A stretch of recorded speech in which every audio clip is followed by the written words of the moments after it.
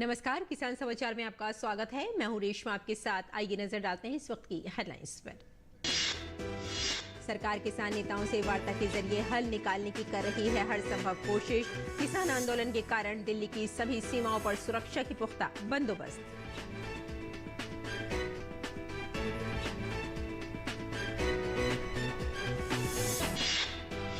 केंद्रीय मत्स्य पशुपालन और दुग्ध विकास मंत्री परषोत्तम रुपाला ने पशुपालन बुनियादी ढांचा विकास कोष के लिए नए पोर्टल का किया शुभारंभ। पोर्टल के साथ रेडियो जिंगल का भी शुभारंभ।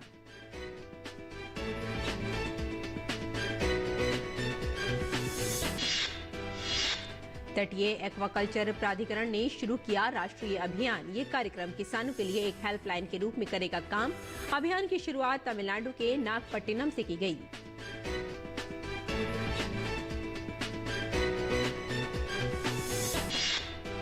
आरबीआई गवर्नर शक्तिकांत दास ने प्रमुख सार्वजनिक और निजी बैंकों के प्रबंध निदेशकों और सीईओ के साथ बुलाई बैठक का उद्देश्य बैंकिंग क्षेत्र के भीतर महत्वपूर्ण मुद्दों और नियामक अधिकारियों व बैंकिंग नेताओं के बीच निरंतर बातचीत सुनिश्चित करना। और आइए अब समाचारों पर विस्तार से नजर डालते हैं।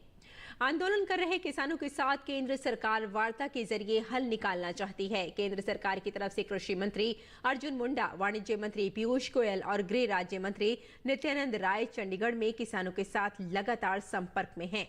सरकार बार बार और लगातार कह रही है कि किसान बातचीत के जरिए हल निकालें। कृषि मंत्री अर्जुन मुंडा ने किसान आंदोलन को लेकर सभी पक्षों के ध्यान रखने की बात कही और कहा कि ये ध्यान रखना होगा कि किसान आंदोलन से लोगों की रोजमर्रा की दिनचर्या प्रभावित न हो। इस बीच किसानों को हरियाणा में प्रवेश करने से रोकने के लिए हरियाणा के 15 जिलों में धारा 144 लागू कर दी गई है। आंदोलन के जवाब में अर्धसैनिक बल की 64 कंपनियां और राज्य पुलिस की 50 कंपनियां तैनात की गई हैं। आंदोलन की बात करें तो सिंधु बॉर्डर पर प्रदर्शनकारी किसानों के आंदोलन से जनजीवन व्यस्त है और आंदोलन का सबसे ज्यादा खमियाजा आम आदमी, मजदूर और कारोबारी भुगत रहे हैं। किसान आंदोलन ने आम लोगों की मुश्किलें बढ़ा दी हैं। ट्रैफिक जाम और कारोबार प्रभावित होने से लोगों का बुरा हाल है। किसान संगठन बार बार एमएसपी को लेकर आंदोलन प्रदर्शन करते हैं, लेकिन ये मुद्दा नजरअंदाज किया जाता है कि केंद्र सरकार किसान परिवारों और खेती की दशा दिशा सुधारने के लिए हर साल 3 लाख करोड़ रुपए से ज्यादा खर्च करती है। इसमें उर्वरकों पर सब्सिडी के अतिरिक्त कृषि मंत्रालय की कई ऐसी योजनाएं हैं जिनके जरिए किसानों के खाते में सीधे पैसे जाते हैं। वित्तीय वर्ष 2013-14 में कृषि मंत्रालय का बजट 27,662.67 करोड़ रुपए था, जो 2023-24 में लगभग 5 गुना से ज्यादा बढ़कर 1,25,035.79 करोड़ रुपए हो गया। साल 2023-24 में कृषि एवं किसान कल्याण पर केंद्र सरकार ने 1.25 लाख करोड़ रुपए और उर्वरकों की सब्सिडी पर 1.75 लाख करोड़ रुपए खर्च किए। इसी तरह खाद्य प्रसंस्करण, पशुपालन एवं मत्स्य पालन आदि पर लगभग 10,000 करोड़ रुपए से अधिक का आवंटन किया था। अगर आंकड़ों पर एक नजर डालें तो केंद्र सरकार हर एक किसान पर वर्तमान में कृषि एवं उर्वरक मंत्रालय के तहत प्रतिवर्ष लगभग 22,000 रुपए से ज्यादा खर्च कर रही है। खेती के नुकसान को कम करने के लिए 2016 में शुरू हुए प्रधानमंत्री फसल बीमा योजना के तहत चालू वित्तीय वर्ष में 15,500 करोड़ का आवंटन किया गया है। इससे करोड़ों किसानों की फसल क्षति की भरपाई की जा रही है। कृषि उपज को बाजार से संबद्ध करने के लिए 10,000 कृषक उत्पादक संगठन FPO बनाने का लक्ष्य रखा गया है। अभी तक 7,774 बन चुके हैं। इन्हें इक्विटी अनुदान एवं ऋण गारंटी कवर के रूप में 357 करोड़ रुपए जारी किए जा चुके हैं। अगले 2 वर्षों के दौरान नमो ड्रोन दीदी योजना के लिए 1,261 करोड़ रुपए की व्यवस्था की गई है। इससे महिला स्वयं सहायता समूहों को ड्रोन उपलब्ध कराना है। खेती को आसान एवं आधुनिक बनाने के लिए कृषि यंत्रों पर सब्सिडी के रूप में प्रतिवर्ष औसतन 640.55 करोड़ रुपए दिए जा रहे हैं। और टिकरी बॉर्डर से बहादुरगढ़ औद्योगिक क्षेत्र लगा हुआ है, जहां लगातार आवाजाही के बीच 5 पेट्रोल पंप आते हैं।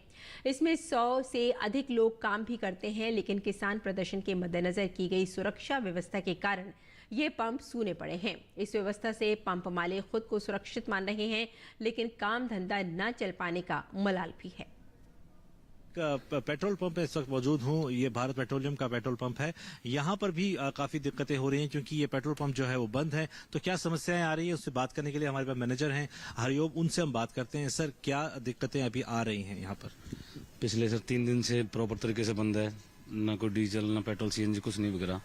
पिछले इसी 2021 में 13 महीने बंद रह गया था। यहाँ पे 5 पंप है। ये 5 पंपों पर करीबन 100 एम्प्लॉय होंगे। सबकी मान लो अब कै दिन चलता है, अभी तो रखा हुआ है, फिर वो नहीं चल पाएंगे लंबे। आने जाने में दिक्कत है। सुबह से लेकर शाम तक चौकीदारी करते हैं, अपने घर चले जाते हैं। अच्छा, ये अभी जो एम्प्लॉय हैं आपके पास, कितने एम्प्लॉय हैं? और फिर सैलरी का भी उतनी दिक्कत होती होगी क्योंकि सेल नहीं हो रही है, तो फिर इसके बाद क्या होगा? यहाँ 18 या 19 एम्प्लॉय हमारे पास। अभी तक कोई दिक्कत नहीं है, लेकिन लंबा चला तो दिक्कत हो सकती है। तो पर डे की आपने बताया जैसे कि सेल भी हुआ करती थी, अभी क्या क्या हाल है? अभी कितनी सेल हो पा रही है? पर डे की हमारी कम से कम 5-6 लाख रुपए की सेल होती थी। 2020 से 1 साल बिजनेस चला, बीच में थोड़ा सा उठे, अब ये फिर शुरू हो गया। अब पता नहीं कितने दिन चलेगा। पहले तो 13 महीने यहीं पर किसान लोग सारे यहीं पर बैठे थे हमारे पंप पे ही। यहीं पे उनकी चूल्हे भट्टी सब ये रोटी यहीं चल रही थी। अब की बार उन्होंने बैरिकेड आगे कर दिए तो सिक्योरिटी के अंदर है कम से कम। पहले अनसेफ थे, थोड़े सेफ हैं। जल्द को जो भी समाधान हो जल्द से निकल जाए और हमारा काम चालू हो जाए। तो इस प्रकार की चीजें पूरे जो उन्होंने बताया कि जितने पेट्रोल पंप है वहां पर हो रही है, दुकानदार हैं उनको भी दिक्कतें हैं कि जो मार्केट खुले और कम से कम उनकी जो ग्राहकी है वो चल सके। तो ये तमाम जितने भी लोग हैं, स्टेक होल्डर्स जिन्हें कहा जा सकता है, उनको इसमें काफी तमाम दिक्कतों का सामना जो है वो करना पड़ रहा है। कैमरामैन गौरव गिरी के साथ चंद्रशेखर, डीडी न्यूज, टिकरी बॉर्डर। पिछले किसान आंदोलन के कारण हुए नुकसान के मद्देनजर इस बार बहादुरगढ़ में मौजूद व्यापारी संगठनों ने किसानों से विनम्र निवेदन किया है कि वे प्रदर्शन के जरिए उनके व्यापार को हानि न पहुंचाएं, ताकि मजदूरों और व्यापारियों का कामकाज चल सके।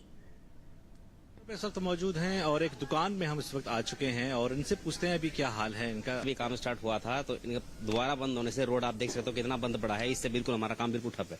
अभी जो आम पब्लिक है वो तो बिल्कुल आ ही नहीं रहे हैं। अब अगर पब्लिक ही नहीं आएगा तो हम क्या काम करेंगे? बिल्कुल बंद पड़े हम तो। आपको क्या समस्या है यहाँ पर है? आपने बताया कि आपके ट्रक यहाँ पर खड़े हैं। यहाँ पे सर मुझे 11 तारीख को 11 बजे रोका था। बोले थे सुबह 5 बजे 2 घंटे में निकाल देंगे। मैंने कहा सर मुझे 4 किलोमीटर जाना है बस, तो बोले सुबह निकाल देंगे। सुबह की कह के आज सर 5 दिन हो गए हैं। 5 दिन से अभी तक कोई सुनवाई नहीं है किसी भी प्रकार की। मेरी गाड़ी सिर्फ 2 किलोमीटर की दूरी पे खाली होनी है और इनसे रिक्वेस्ट भी कर ली, सर मेरी में शीशे का फ्रीज है, खाली करके इधर ही ले आऊंगा मैं गाड़ी। फोन नंबर है, गाड़ी नंबर है, सारा कुछ है, फिर भी नहीं सुनने को तैयार है। तो आपने सुना कि ट्रक ड्राइवर भी जो है काफी परेशान है। इनको लगता है कि रोज की आवाजाही जो होती थी उनसे कम से कम इनका काम धंधा चलता था और अभी पूरी तरीके से जो गाड़ियां लगाई गई हैं, बंद की है, आवाजाही को बंद किया गया, उससे काफी दिक्कतों में है और चाहते हैं कि जल्द से जल्द समाधान हो और इनका जो गाड़ियां जो हैं वो चल सके और आवाजाही हो सके। बाल्कि लोडिंग अनलोडिंग का काम भी जो करते हैं वो पूरी तरीके से हो सके। कैमरामैन गौरव गिरी के साथ चंद्रशेखर, डीडी न्यूज, टिकरी बॉर्डर, दिल्ली। और केंद्रीय मत्स्य पालन, पशुपालन और डेयरी मंत्री परषोत्तम रुपाला ने नई दिल्ली में AHIDF योजना के नए स्वरूप की शुरुआत की और AHIDF पर रेडियो जिंगल जारी किया। अपने संबोधन में परषोत्तम रुपाला ने बताया कि ये योजना कोविड काल के दौरान शुरू की गई थी, जो पूरे देश के लिए कठिन समय था। उन्होंने कहा कि इस योजना को नया स्वरूप दिया गया है और इसे अगले 3 वर्षों के लिए लागू किया जाएगा। उद्योग, FPO, डेयरी सहकारी समितियों को इस योजना का लाभ उठाना चाहिए। कैबिनेट ने 1 फरवरी 2024 को अपनी बैठक में 29,610 करोड़ रुपए की लागत के साथ इंफ्रास्ट्रक्चर डेवलपमेंट फंड के तहत AHIDF के पुनर्गठन को मंजूरी दी। अब इस योजना के लिए 15,000 करोड़ रुपए की जगह कुल फंड 29,610 करोड़ रुपए का होगा। योजना के इस नए स्वरूप को 31 मार्च 2023 से 2025-26 तक 3 वर्षों की अगली अवधि के लिए लागू किया जाएगा। इस नए रूप में डेयरी इंफ्रास्ट्रक्चर डेवलपमेंट फंड को शामिल किया गया है। अब डेयरी सहकारी समितियों को DIDF में मिलने वाली 2.5% की बजाय AHIDF के तहत 3% की ब्याज छूट का लाभ मिलेगा। डेयरी सहकारी को AHIDF के क्रेडिट गारंटी फंड के तहत क्रेडिट गारंटी सहायता भी मिलेगी। ये योजना डेयरी सहकारी समितियों को नवीनतम प्रोसेसिंग टेक्नोलॉजी के साथ अपने प्रोसेसिंग इंफ्रास्ट्रक्चर को उन्नत करने में मदद करेगी। इससे देश में बड़ी संख्या में दूध उत्पादकों को फायदा होगा। उद्घाटन समारोह में उद्योग संघ, NDDB, डेयरी सहकारी समितियां, FPO और उत्तर पूर्वी राज्यों के अधिकारी भी उपस्थित थे। देश के पशुपालकों के लिए एक अच्छी खबर है। केंद्रीय मंत्री परषोत्तम रुपाला ने दिल्ली में reliant animal husbandry infrastructure development fund की घोषणा की है। पीएम मोदी के आत्मनिर्भर भारत के सपने को साकार करने वाली 30,000 करोड़ की ये योजना सब्सिडी नहीं बल्कि सहायता है, जो अगले 3 साल तक पशुपालकों को फायदा पहुंचाएगी। आज हमारे एनिमल हस्बेंड्री एवं डेयरी सेक्टर के लिए बहुत खुशी का दिन है कि प्रधानमंत्री जी ने जो एनिमल हस्बेंड्री के लिए इंफ्रास्ट्रक्चर फंड और डेयरी डेवलपमेंट के लिए जो इंफ्रास्ट्रक्चर की स्कीमें थी उनको आगे 3 साल के लिए मंजूर कर दिए हैं। उसकी आज से विधिवत हम घोषणा करते हैं और उस पोर्टल को आज से ही हम ऑपरेशन में लाते हैं। इस मौके पर हमारे संवाददाता विशाल बारिस्टो ने कुछ लाभार्थियों से भी बात की। आपको इस स्कीम से क्या फ़ायदा हुआ? अभी मंत्री जी ने कहा कि अब यूथ और आगे आ सकता है, नई टेक्नोलॉजी के साथ इसका फ़ायदा उठा सकते हैं। देखिए, जैसा कि माननीय मंत्री जी ने कहा कि फ़ायदा जो सरकार की अभी नया पॉलिसीज़ है, जो 3% का इंटरेस्ट सबवेंशन है, वो एक बहुत बड़ा रिलीफ है एक्चुअल में, कि आप अपना वायबिलिटी को स्ट्रेंथन कर सकते हैं, उसको बढ़ा सकते हैं और ज़्यादा से ज़्यादा पशुपालकों को आगे उनको चारे की पूर्ति कर उनको सहयोग दे सकते हैं ताकि वो अपनी अपनी जगह पे तरक्की कर सकें। ये स्कीम ऐसी है कि जो हमारी पोल्ट्री इंडस्ट्री का आगे बढ़ाने में बहुत बड़ी सपोर्ट करी है। 2020 में जो हमारे नरेंद्र मोदी जी के जो सपने थे, सोच थी, उनको जो रूपाला जी ने आगे बढ़ाया है और 3% इंटरेस्ट सबवेंशन दिया, ये इससे हमारी पूरी इंडस्ट्री ग्रोथ में आई है। किधर भी आपको interest cost of money 5 to 6% में किधर भी नहीं मिल रहा है ग्लोबल में। So this actually encourages capital establishment of infrastructure because the cost of money is so competitive compare to all parts of the world. मेरे साथ कुछ महिलाएं भी हैं। क्या नाम है आपका? नमस्ते, मेरा नाम वैशाली किरण सावले पाटिल है। मैं महाराष्ट्र से हूँ। वैशाली जी, आपने बताया कि किस तरह से आपने महिलाओं को एकत्रित किया। पहले बताइए, आपने कितनी महिलाओं को इकट्ठा किया और अभी आपने कितना प्रॉफिट लिया इस स्कीम से? इससे ग्रामीण महिलाओं को बहुत बड़ा फायदा हो रहा है। हम स्वामी मिल्क एंड मिल्क प्रोडक्ट्स चलाते हैं। इसमें हमारे यहाँ 5,000 से 7,000 महिलाओं के कुटुंब चल रहे हैं इस पे। ये स्कीम लॉन्च की गई थी आपदा में अवसर ढूंढने के लिए और अब ये पूरा देश इसको फॉलो कर सकता है और ख़ास तौर से युवा। कैमरामैन राहुल और कमलेश के साथ मैं विशाल बैरिस्टो, डीडी न्यूज़, दिल्ली। भारत सरकार के मत्स्य पालन, पशुपालन और डेयरी मंत्रालय के मत्स्य पालन विभाग के अंतर्गत तटीय एक्वाकल्चर प्राधिकरण CAA चेन्नई ने देश में 100% कृषि पंजीकरण हासिल करने के लिए एक राष्ट्रीय अभियान शुरू किया है। पंजीकरण की आवश्यकता पर किसानों के बीच जागरूकता पैदा करने का ये पहला अभियान तमिलनाडु के नागपट्टिनम में आयोजित किया गया। इस अभियान के दौरान किसानों के बीच व्यापक प्रचार प्रसार के लिए स्थानीय भाषा में विवरण पुस्तिका भी वितरित की गई है। इस प्राधिकरण का उद्देश्य तटीय पर्यावरण की रक्षा करना और दीर्घकालिक तरीके से निरंतर एक्वाकल्चर का विकास करना है। किसानों का समर्थन करने के लिए ये प्राधिकरण संबंधित राज्य मत्स्य पालन विभागों और MPEDA के साथ मिलकर सभी राज्यों में अभियान आयोजित करने की योजना बना रहा है। ये जन प्रेरणा कार्यक्रम किसानों के लिए एक हेल्पलाइन के रूप में काम करेगा और इसके परिणाम स्वरूप फार्मों के वैधीकरण में तटीय एक्वाकल्चर इकाइयों का 100% पंजीकरण और नवीनीकरण होगा तथा देश में फार्मों की उपज की ट्रेसेबिलिटी की आवश्यकताओं को भी पूरा किया जा सकेगा। तमिलनाडु के विभिन्न जिलों के किसानों ने कार्यक्रम में भाग लिया और पंजीकरण एवं नवीनीकरण के लिए आवेदन सौंपा तथा मत्स्य पालन और मछुआरा कल्याण विभाग के अधिकारियों ने भी एकत्रित किए गए आवेदन पत्र CAA अधिकारियों को सौंपे। और पेयजल और स्वच्छता विभाग DDWS 16 और 17 फरवरी 2024 को उत्तर प्रदेश के लखनऊ में जल जीवन मिशन JJM और स्वच्छ भारत मिशन SMB ग्रामीण पर एक राष्ट्रीय सम्मेलन का आयोजन करेगा।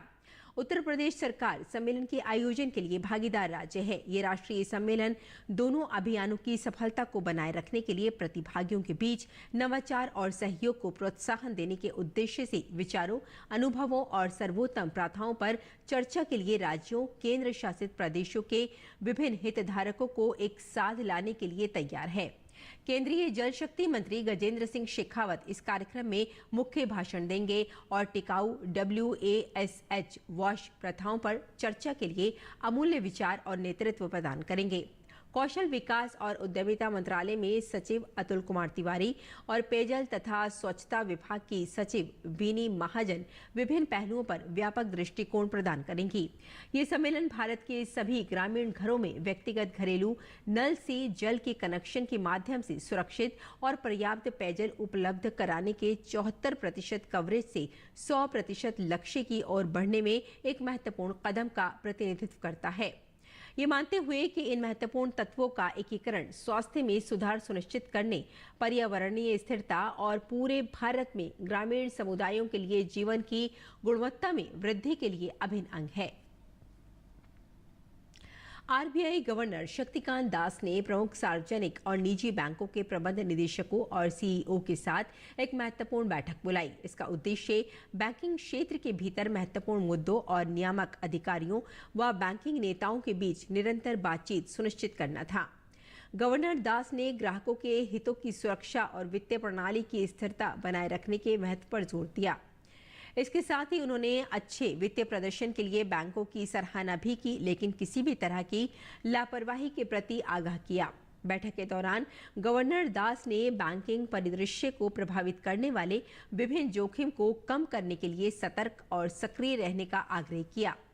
उन्होंने व्यक्तिगत ऋण में तेजी से वृद्धि, ऋण दिशा निर्देशों का पालन, गैर बैंकिंग वित्तीय कंपनियों से संपर्क और तरलता जोखिम प्रबंधन और डिजिटल धोखाधड़ी से निपटने और साथ ही सुविधाजनक परिचालन सुनिश्चित करने के लिए IT और साइबर सुरक्षा उपायों को मजबूत करने की सलाह दी है। इसके अलावा गवर्नर दास ने बैंकों को RBI की फिनटेक पहल में सक्रिय रूप से शामिल होने और दक्षता और सुरक्षा बढ़ाने के लिए डिजिटल बैंकिंग समाधान अपनाने के लिए प्रोत्साहित किया। और भारतीय रेल देश का सबसे बड़ा ट्रांसपोर्टर है, जिसमें रोजाना 3 करोड़ से ज्यादा यात्री सफर करते हैं। पैसेंजर ट्रेन से लेकर एग्जीक्यूटिव ट्रेन रोजाना आपको मंजिल तक पहुंचाने का काम करती है। भारत की लाइफलाइन कही जाने वाली रेल का इतिहास भी काफी पुराना है। विश्व की सबसे पुरानी भाप इंजन फेयरी क्वीन से लेकर शताब्दी, राजधानी, हमसफर, गतिमान और तेजस को अपनी पटरियों पर दौड़ते देखा होगा। पर आज हम आपसे बात करेंगे आत्मनिर्भरता की ओर तेजी से कदम बढ़ाते हुए नए भारत की नई पहचान वंदे भारत एक्सप्रेस ट्रेन की। भारत में सेमी हाई स्पीड ट्रेन देश की पहली वंदे भारत ट्रेन आज ही के दिन 2019 में पटरियों पर दौड़ी थी, जिसे प्रधानमंत्री नरेंद्र मोदी ने दिल्ली से वाराणसी के बीच हरी झंडी दिखाकर रवाना किया था। स्वदेशी सेमी हाई स्पीड ट्रेन की शुरुआत की वंदे भारत, एक ऐसी ट्रेन जिसकी रफ्तार शताब्दी और राजधानी जैसी ट्रेनों से भी ज्यादा थी। इस पहली स्वदेशी ट्रेन सेट को चेन्नई के रेल कोच फैक्ट्री में तैयार किया गया था, जिसकी अधिकतम रफ्तार 180 किलोमीटर प्रति घंटा मापी गई। वंदे भारत एक्सप्रेस इंडिया की फर्स्ट, ऑलवेज फर्स्ट की भावना समृद्ध करती है। मुझे खुशी है कि वंदे भारत ट्रेन आज विकास, आधुनिकता, स्थिरता और आत्मनिर्भरता का पर्याय बन चुकी है। सबसे बड़ी बात यह है कि इसका निर्माण मेक इन इंडिया के तहत पूर्णतः भारत में किया गया।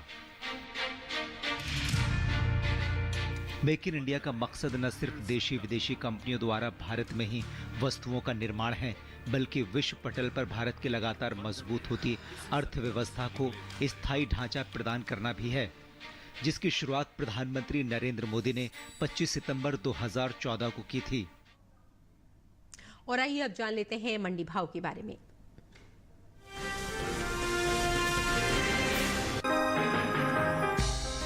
इन दिनों कृषि उपज मंडियों में अरंडी की आवक सीमित बनी हुई है।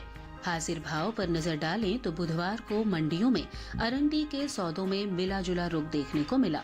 कहीं भाव चढ़े तो कहीं घटे, जबकि कुछ मंडियों में इस दौरान अरंडी के सौदों में कोई बदलाव देखने को नहीं मिला। एग मार्केट के मुताबिक गुजरात की दहेगाम मंडी में 13 फरवरी को अरंडी का भाव रहा 5,652 रुपए। 14 फरवरी को इसके भाव में 82 रुपए की गिरावट आई और भाव हो गया 5,570 रुपए। इसी तरह राज्य की ही धोराजी मंडी में अरंडी के सौदों में नरमी के साथ कारोबार हुआ।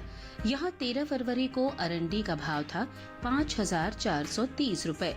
14 फरवरी को इसके सौदे 55 रुपए टूटकर 5,375 रुपए पर हुए, जबकि जम्बूसर मंडी में 13 फरवरी को अरंडी का भाव रहा 5,300 रुपए। 14 फरवरी को इसके सौदों में 100 रुपए की तेजी आई और भाव जा पहुंचा 5,400 रुपए प्रति क्विंटल पर। हालांकि राजकोट मंडी में बीते 2 दिनों के दौरान अरंडी के भाव स्थिर रहे। यहाँ 13 और 14 फरवरी को अरंडी 5,550 रुपए पर बिकी। अरंडी की पैदावार की बात करें तो घरेलू स्तर पर इस साल अरंडी की पैदावार में कमी देखने को मिल सकती है। कृषि मंत्रालय के पहले अग्रिम अनुमान के मुताबिक साल 2022-23 के दौरान अरंडी की उपज में 5% की कमी होने का अनुमान जताया गया है, जिसका असर अरंडी के बाजार भाव पर पड़ सकता है। साल 2022-23 के दौरान देश भर में अरंडी की पैदावार 15,08,000 टन रह सकती है, जबकि बीते साल की समान अवधि के दौरान अरंडी की उपज 16,11,000 टन रही थी। यानी इस साल अरंडी की पैदावार बीते साल के मुकाबले 1,03,000 टन कम हो सकती है। वहीं कुल तिलहन की पैदावार पर नजर डालें तो इस साल कुल तिलहन की उपज में कमी का अनुमान जताया गया है।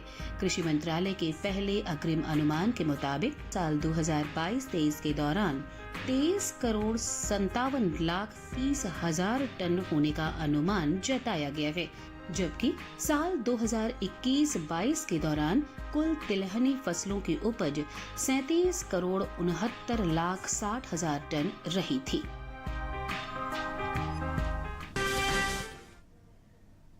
और आइए अब जानते हैं कि किसान इस मौसम में कैसे रखें अपनी खेती का ख्याल।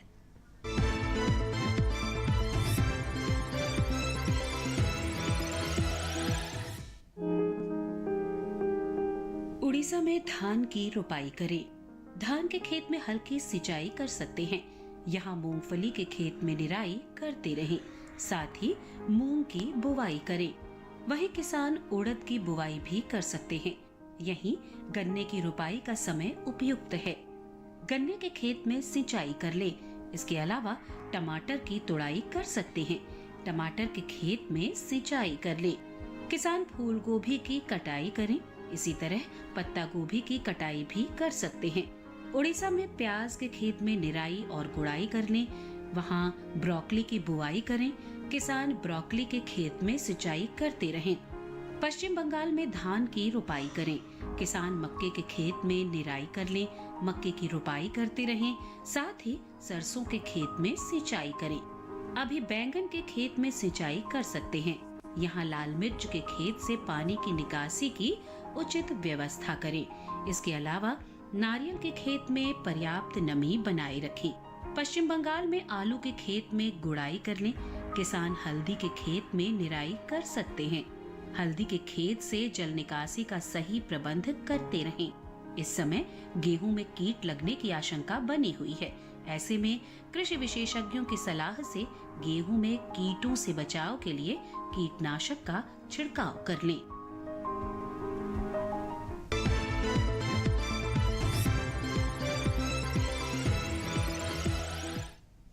और खेती किसानी के साथ साथ आइए नजर डाल लेते हैं कुछ और महत्वपूर्ण खबरों पर। खास खबर में सुप्रीम कोर्ट ने इलेक्टोरल बॉन्ड स्कीम को असंवैधानिक करार देते हुए उस पर रोक लगा दी है। कोर्ट ने कहा है कि इलेक्टोरल बॉन्ड सूचना के अधिकार का उल्लंघन है। वोटर्स को पार्टियों की फंडिंग के बारे में जानने का हक है। साथ ही कोर्ट ने बैंक को इलेक्टोरल बॉन्ड बेचना बंद करने को कहा है। केंद्रीय मंत्री अश्विनी वैष्णव ने ओडिशा से राज्यसभा चुनाव के लिए अपना नामांकन दाखिल किया। नामांकन दाखिल करने से पहले अश्विनी वैष्णव ने बुधवार को पुरी मंदिर जाकर भगवान जगन्नाथ जी के दर्शन के साथ ही आशीर्वाद लिया। कोलकाता के अस्पताल में भर्ती पश्चिम बंगाल बीजेपी के अध्यक्ष सुकांत मजूमदार से विपक्ष के नेता शुभेंदु अधिकारी ने मुलाकात की है। संदेश खाली जाते वक्त बीजेपी कार्यकर्ताओं की पुलिस से झड़प हो गई थी, जिसमें सुकांत मजूमदार को भी चोट आई है। 8 फरवरी को हल्द्वानी के बनभूलपुरा में हुए दंगे की जांच शासन के निर्देश पर कुमाऊं कमिश्नर दीपक रावत को दी गई है। कमिश्नर दीपक ने इस पूरे मामले की जांच शुरू कर दी है। सेना प्रमुख जनरल मनोज पांडे अमेरिका के 4 दिवसीय आधिकारिक दौरे पर हैं। इस दौरान जनरल मनोज पांडे अमेरिका के सेना प्रमुख जनरल रैंडी जॉर्ज और कई अन्य वरिष्ठ अधिकारियों के साथ एक उच्च स्तरीय बैठक में शामिल हुए। आरबीआई ने मास्टर कार्ड व वीजा जैसे कार्ड नेटवर्कों को कॉर्पोरेट व छोटे उद्यमियों की ओर से वाणिज्यिक कार्ड के लिए जाने वाले भुगतान को रोकने का निर्देश दिया है। अन्य बिजनेस आउटलेट्स पर हो रहे लेन देन भी अस्थायी रूप से रोक दिए गए हैं। आरबीआई गवर्नर शक्तिकांत दास ने प्रमुख सार्वजनिक और निजी बैंकों के प्रबंध निदेशकों और सीईओ के साथ एक महत्वपूर्ण बैठक बुलाई। इसका उद्देश्य बैंकिंग क्षेत्र के भीतर महत्वपूर्ण मुद्दों और नियामक अधिकारियों व बैंकिंग नेताओं के बीच निरंतर बातचीत सुनिश्चित करना है।